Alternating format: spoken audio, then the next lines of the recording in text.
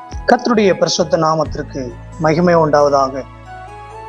யோபு 8ஆம் அதிகாரம் 20வது வசனம். இதோ தேவன் உத்தமனை வெறுக்கிறதும் இல்லை, பொல்லாதவர்களுக்கு கை கொடுக்கிறதும் இல்லை.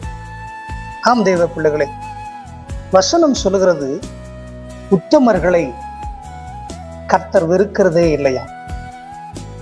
ஒருவேளை இந்த நாட்களில் உலகத்தில் உள்ள மக்களால் வெறுக்கப்பட்டிருக்கிறீர்களோ? உலகத்தின் சூழ்நிலைகள் நம்மை எப்பொழுதும் நேசிக்கும் என்று நாம் எதிர்பார்ப்போமானால் அதில் ஒரு பெரிய ஏமாற்றம் வந்துவிடும்.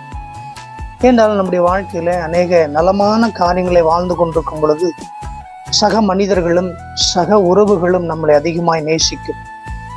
யோபுவை அப்படித்தான் எல்லா மக்களும் நேசித்தார்கள். எல்லாம் இருக்கும் பொழுது யோபுவை அநேகர் நேசித்தார்கள். யோபுக்கு ஒரு பெரிய வேதனையும் போராட்டமும் இழப்பும் வந்தபோது எல்லாரும் விலகி போனார்கள். ஒரு சில சிநேகிதர்கள் வந்து நேசிக்கிறது போல இருந்தார்கள். அவர்களும் பின்னாட்களில் யோபுக்கு வேதனையாகத்தான் மாறினார்கள். வசனம் சொல்லுகிறது, அந்த வேதனையான நாட்களில் எல்லாரும் வெறுத்து போனாலும் கர்த்தர் உத்தமனாகிய யோபுவை வெறுக்கவே இல்லை. உத்தமனாகிய யோபோடு கூடவே கர்த்தர் இருந்தார். ஆம் தேவ பிள்ளைகளே, உங்கள் உத்தமத்தை, என்னுடைய உத்தமத்தை கர்த்தர் பார்த்திருக்கிறார்.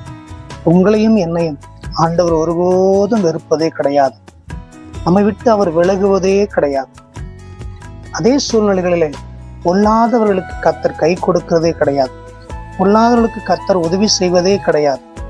இந்த உலகத்துல பொல்லாத மனிதர்களும் மனுஷிகளும் பொல்லாத காரியங்களும் ஏராளம் இருக்கிறது. அவைகளுக்கெல்லாம் கர்த்தர் ஒரு நாளும் கை கொடுப்பதில்லை. துன்மார்க்கன் கொழுக்கட்டும், துன்மார்க்கன் வளரட்டும், ஆனால் துன்மார்க்கனுக்கு சமாதானம் இல்லை என்று பரிசுத்த வேதம் சொல்லுகிறது.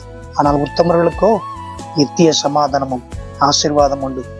உத்தமர்களாகிய தேவ பிள்ளையை, உங்களோடு கூட என்னோடு கூட கர்த்தர் இருக்கிறார். நம்மை ஆண்டவர் ஒரு நாளும் வெறுக்கிற தேவன் அல்ல. உங்களை என்னை கர்த்தர் வெறுக்கவே மாட்டார்.